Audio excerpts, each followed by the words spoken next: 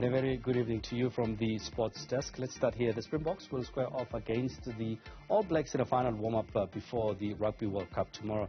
Now, it is the New Zealanders who head into this game at Twickenham with the bragging rights, having beaten their South African counterparts 35-20 in a Rugby Championship encounter in Auckland earlier in the year. Jack Ninaba's men, however, will be looking to settle the score and get a morale-boosting win over the Old Four ahead of their title defense. Newzroom Afrika's Rugby has more.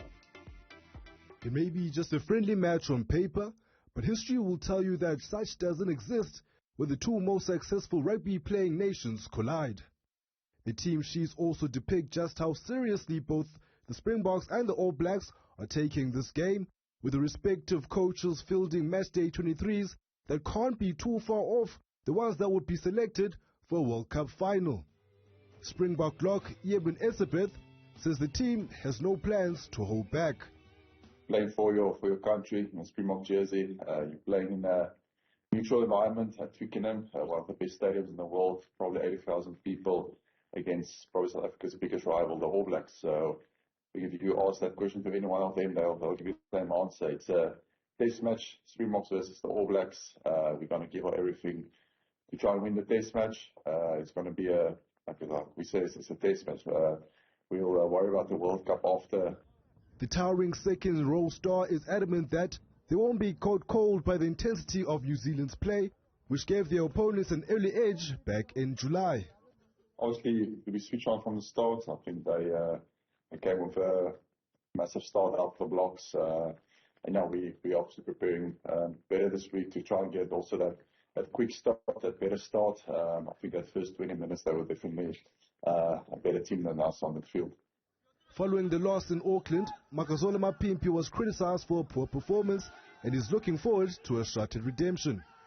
The wing says the result of the game could have significance in the Rugby World Cup, where the Springboks and All Blacks could meet again in a potential quarter-final clash.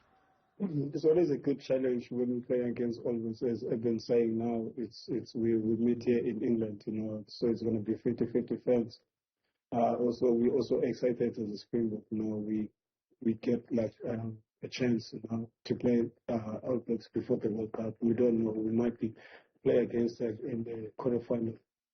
Something like that. Yeah, we're all excited about this Friday. The two powerhouses will be playing at Twickenham, a neutral venue, but will be hoping their respective expats in London, as well as travelling supporters, give them the home side feel and edge. Discussion point through the week, but it does feel great when you drive to the stadium and you see all the Springbok jerseys as you arrive to the stadium. And obviously when you're in the stadium, you hear the people scream for you and shout and cheer when you do well. So it's always a boost on the field. I think we try to make a big out of it, but we definitely love it when they are there and when you obviously in a neutral ground or when you play overseas and there's this whole block of South Africans, proud South Africans cheering for us. It's really great for us to see that. One of the biggest talking points in the build-up to this game is the inclusion of Canon Moody at outside centre. He will be partnered by Andre Esterhuizen, who's chomping at the bit at the prospect of forming a formidable partnership with the 20-year-old. Playing with Canon this weekend is a very exciting player. Obviously, everyone's seen that. He can finish any try when he gets ball in hand. But yeah, just go out and do what he does every game. Just be composed and stick to what he knows and play according to the plan. And yeah, I'm sure we'll link up well. Kickoff for this game is set for 8:30 p.m. South African time. For Newzroom Afrika, channel 405, I am your Lulu Goshe in Johannesburg. And now joining us on the line to speak more about this game is sports journalist Nathan Gogela. Nathan, good evening and thank you so much for joining us. I mean, let's start there. Is this a friendly game? Are we likely going to see these teams really going at each other because of the rivalry? Thank you very much for having me. I think it's, as you said, it's a test match. Both teams will be looking to to have a good start before the World Cup. Obviously, it's the last game before the World Cup. I think both the New Zealand and South African camps obviously said before this game that they're looking to go full out at each other. You must remember, obviously, New Zealand have been winning the last 3 games against South Africa. So obviously, the Boks will be looking to get a win before the Scotland game. But then, you know, the question is always ahead of a World Cup like this, do you give it your all or do you hold back and keep some of your cards close to your chest? What's the expectation? I mean, let's start with the Springboks. What's the expectation from the Springboks tonight? I mean, as you saw, the team that was announced by Jock Nenaba on Tuesday, the forwards are obviously well settled. I think it's a backline that's experimenting with the backline at this point. There's always challenge every single week for the Boks, as Jock Nenaba says every single week before match day. So I think obviously we have Moody obviously coming at 13 again. It's just experimenting with Honor Estes, and you must remember Lucanio obviously isn't on the 33 for the World Cup. So obviously just testing depth. We have been holding back in the backline, and we've obviously got a quite exciting back three with Kirkley Orange, Makazole Mapimpi, and then Dame Willems at the back. So it's looking quite exciting for the back three for the Boks. The Siya Kolisi factor, will it play a role? Obviously, Kolisi played his first game back after a few months off, obviously with the knee injury. He obviously played 40 minutes last week. We're looking to perhaps play 45 to 50 minutes, as Jock Nenaba said on Tuesday. So obviously he had a good game last week. He is an inspirational leader for the Boks. He is a key member, and even Odisavia during the week even mentioned that as well. The factor that Siya is to the side. Now, in the last game that we played against them, first 20 minutes the Springboks were really running like headless chickens, and the All Blacks really came at us. In the second half, we managed to start to seeing more proper play. Have we learned from that? Is it something that you feel that Jock Nenaba will be more concerned about in order to fix it in tonight's game? I think it was addressed during the week. The boys did mention that obviously they didn't have a good start against the All Blacks, especially as you mentioned, the first 20 minutes. They're hoping they can learn from that lessons. I think the biggest problem for them is just to have a good start, as Eben mentioned during the week, and Andre Esthuizen as well. Just have a good start for them, for the Boks, and obviously just with the kicking contest as well. Manie Libbok is under pressure as well with his kicking. Again, obviously we like to go to the kicking game as well, so I think we will obviously like to polish up on the kicking game.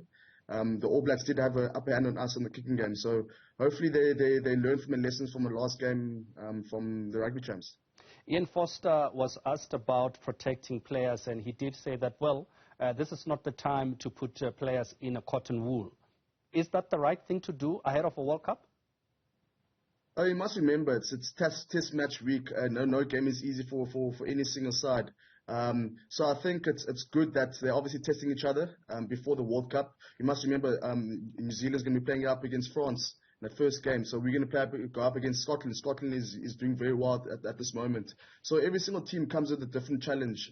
So for everyone, I think it's good that the last game before the World Cup is a tight one. I mean, I think both sides obviously wanted this. I think they're playing for the Qatar Cup. So it's quite exciting to see for the fans. I mean, for the people outside, but obviously for them, they obviously have their own challenges. The Boxers want to tick for this weekend. From the All Blacks perspective, I mean, who are the players to watch? You look at a player like Luke Jacobson, who one would say an opportunity for him to stake his claim ahead of a World Cup. Yeah, so obviously Luke Jacobson comes in for Shannon Frizzell. You must remember Shannon Frizzell did have a good game against us in the Rugby Champs. So I think obviously Shannon Frizzell's injured now. Brady Retallick is injured. So for them, I think the key members are obviously Odisavia, Bowden Barrett, Richard Mwangi as well. So I think they've got a well-settled backline. The forwards are obviously stop and change here and there, and Scotty Barrett has been performing well as of late. So I think there's some of their boys obviously coming with a lot of form into this game. So it's going to be very exciting to see what happens. I mean, our forward pack are really settled. Obviously, they're starting with their original starting front row, and then obviously Scott Barrett and Sam Whitelock, the lock pairing. So I think it's going to be a physical tussle for both sides. And I guess Scotty will be eager to get stuck into that Springboks back after his brilliant performance in the last encounter. Yes, for sure. I mean, he's going up against Eben and Franco Mostert. Franco Mostert hasn't played a lock in a while, because obviously we know him that he normally comes in off the bench and obviously slots in at 7 flank for the box. So, I mean, during the week they made a joke, him and Eben made a joke about when was the last time they actually partnered together in starting for the box. So I think it's something exciting for that twin pairing of the box between Franco Mostert and Eben. And obviously they were going up against a formidable outfit with Scotty Barrett and Sam Whitelock as well for the All Blacks. And I mean, the number 8, Savea did say that the Boks are big, and that's where they need to be concerned. But where do you think the game will be won and lost, Nathan? Yeah, so we know the All Blacks like to pounce on the errors of any single side. So I'm sure that the Boks know as well that if they make a mistake, they will be in trouble. So I think for them, they need to keep it very simple and basic. And obviously just concentrate on the small things, kicking for poles, make sure the error rate is kept to a minimal, make sure that we win our set pieces, the scrums are line-outs, and obviously we obviously go up front with them physically. So I think for us, you just need to keep it basic. Again, I think they could be testing us in the aerial battle as well. I mean, we've got Makazole Mapimpi and Kirkley Orense on the wings. They've got Ward Jordan. So I think it's going to be an interesting tussle. It will be a close game. It's always been a close game. I think the average scores between these two sides has been 27-23 in the favour of the All Blacks. Now, how important is a win in this game for either side? Mentally, is it important? I mean, can we honestly say that the team that wins has a slight advantage going into the World Cup? No, of course, any team that wins, I think for both these sides, obviously will have some confidence leading up to the World Cup. The first game will be tough for both teams. For the Springboks, will be going up against Scotland. For the All Blacks, will be going up against the French. In France, obviously the host nation. So I think it's going to be a confidence booster for both sides. Obviously playing away from their homes, since it's a neutral venue. So I think whoever wins this game is going to take a lot of confidence in going up and leading up to the World Cup. You touched on my next point, the fact that the game is being played at Twickenham. Will that play a role in that it's a neutral venue, so there's not necessarily anyone who'll get an advantage in terms of the home support? Yeah, so I think both sides will be looking for expats, as I mentioned. I think Sam Cane mentioned it during the week that he's hopeful that he can possibly see quite a bit of black jerseys on the stands for tonight. For the Boks as well, we've got obviously Sapphirs based in England. So I think it's a good thing that these games are played in a neutral venue. Something different, and maybe a World Rugby should be looking to do in the near future. Nathan, let's pack it there. Thank you so much for coming through to talk to us. Nathan Gogela just talking to us about that game. It is the Springboks that will be against the All Blacks, and that game is playing later tonight.